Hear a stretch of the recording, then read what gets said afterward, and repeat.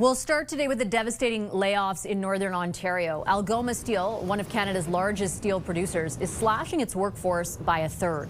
The CEO says the layoffs have long been part of the business plan to make the company more competitive, with a retooling of plant operations in store. But it comes after the federal and Ontario governments loaned the company $500 million. How is it the Prime Minister could have been so incompetent to saddle Canadians who can't afford to pay their bills with a $400 million bailout bill without any guarantee of jobs staying in Canada? I quote the CEO of Algoma Steel that there would be an even darker day if this government hadn't acted. Exactly. That loan, that support, saved 2/3 of those jobs. For more on this story, I spoke with Federal Minister of Jobs, Patty Hadju.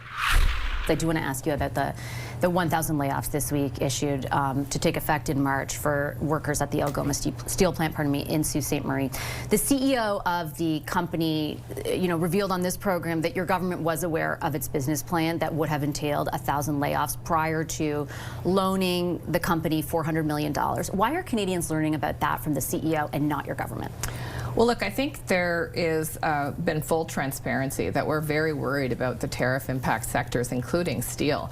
And look, Algoma Steel is one of the longest Canadian-owned companies in our country.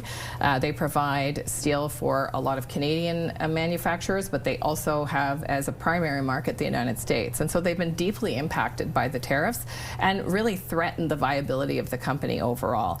The goal here is to sustain an independent, sovereign steel sector.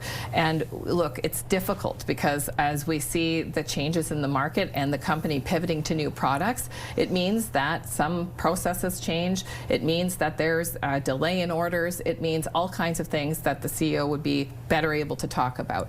But ultimately, at the end of the day, we have to save this sector. And I think we went into this eyes wide open, knowing there was going to be disruption, but also determined that we would have a sovereign Canadian steel sector. So that's why the loan, so that the company would have the breathing room and the time to be able to pivot to new product and new market. And I understand that rationale right now, but I would challenge the assertion that this has been full transparency. For days on end, opposition parties have questioned your government. Were there strings attached to this loan? Did you know that there were going to be these layoffs? And nobody gave an honest answer until they were forced to by the CEO. Given that this is probably the beginning of other sectors getting impacted in the same way, are you going to take a different approach going forward? Well, I think what we're trying to do is protect sectors that are deeply integral to our Canadian economy. And I think everybody's been really open that this is a really bumpy time. I mean, look, this is a hinge moment, as the Prime Minister said. As sectors that we rely on, that are the foundation of our sovereignty, are under attack. So if you think about steel, I mean, steel, in order to manufacture and produce at the scale that we want to, whether it's in the military, in military procurement, whether it's major projects, whether it's Build Canada homes, we actually have to protect that industry. And so I think politicians are working together across aisles, across governments, to try to do that essential work. In fact, that was another good example of partnering with Ontario to protect this vital industry.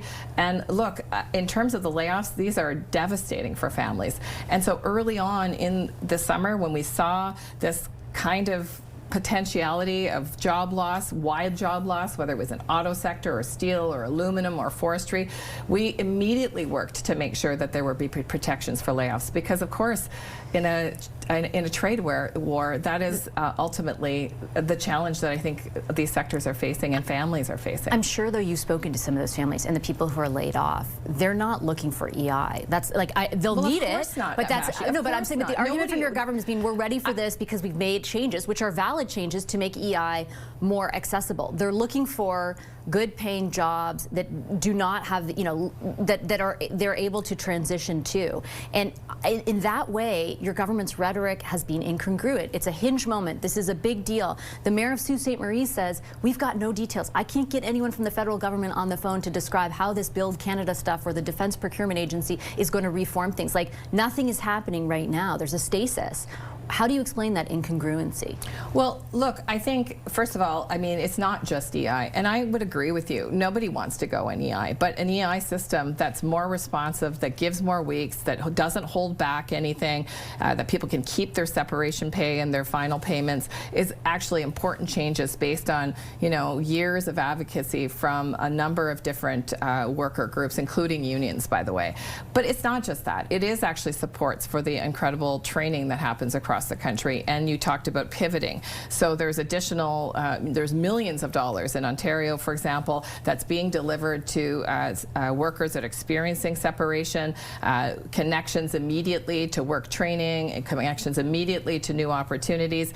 These are very, very challenging times. I mean, I have experienced it. I think a lot of Canadians have experienced this kind of disruption, and I come from, by the way, an area that's had deep disruption in the pulp and paper industry over the last decade and a half. So that's only part of it, absolutely. But the other piece of it is that we have to protect these industries as well, because ultimately there are still, you know, 1,700 jobs left at Algoma Steel that wouldn't have been there yesterday if the steel mill closed entirely. That mill would not have been able to, you know, bring back different forms of production if they lost the workers that they currently have. So this is about, you know, this is about saving the furniture, Vashi, in the steel industry. This is about making sure that we have a steel mill in the next 3 months, 6 months, a year, 2 years. And this is about making sure that our companies, our Canadian companies, are well positioned to be able to find new markets and create new products. And that's the purpose behind these loans. But is that the guiding theory, like save the furniture? Because I think of the President Trump, for example, this week, surrounded by the CEOs of auto companies who were supposed to come to the defense of an integrated sector, and instead stand next to him in the Oval Office, essentially, you know, groveling, saying how great he is, how great the tariffs have been. Like, how would, I can only imagine how an auto worker would feel looking at that. You know, is my best hope that that the furniture is saved in the industry? Like, well, is that enough? Look, I think we're talking about two very different industries, and in terms of steel, I can tell you that without a sovereign steel industry in Canada, it's going to be very hard to build Canada strong. So there's an effort to make sure that we have a footprint that's Canadian owned. In terms of other international corporations, I think you've heard my colleagues speak that we're going to get our money back, and that's just. Do you really think that's true? I mean, the Stellantis CEO is standing there saying, look how great it is that we're investing all these billions of dollars in America. Well, he doesn't seem to care. Well, look, I can't speak to what his motivations are, but I can tell you that we're going to stand up for Canadian dollars, and we're going to go after that money. Do you think you're actually going to get it? Like, has there been, like, again, you know, this is another case of sort of money that was extended to this company who is basically laughing in our face. Like, it's egregious. I agree with you. It's egregious. But what is the evidence that you're actually going to get that money back? Well, I think again, we have no transparency other than the industry minister getting up in QP saying it's going to come. Look, you'll have to ask her the questions, because I don't have the details at hand in terms of what litigation they're going to pursue, but that will be our effort. We will make sure that we will do everything in our power to get that money back. But I will go back to Algoma Steel, because I think, you know, when we're talking about Canadian companies, whether they're lumber companies, whether they're steel companies, Canadian companies have an important footprint. And we're going to continue to fight for those Canadian companies' viability, because without that, it's going to be very hard to build Canada strong. And so I'm actually really pleased with the work that we're doing in terms of supporting those essential industries all across Canada. It's not going to be easy, Vashi, and that's why we have to take care of workers at the same time. Are you prepared to give Algoma more money if there are more Canadian jobs cut? Look, I think we need to have those conversations one at a time. Algoma Steel has taken out a loan. They have said that they'll be able to use that money to pivot to new product and to new processes that will allow them to reach new markets and new customers. That remains to be seen. We were just talking about data. We're going to want some evidence of that. Okay, I'm going to leave it on that note. Minister, a real pleasure. I appreciate it all the time. Thank you very much. Thank you. Coming up, climate climb down. Prime Minister Mark Carney's deal with Alberta Premier Danielle Smith means the Liberals are down a dance partner in the House. Is Green Party leader Elizabeth May's support lost forever? She's here next. I got lots of sympathies for the difficulties of navigating this.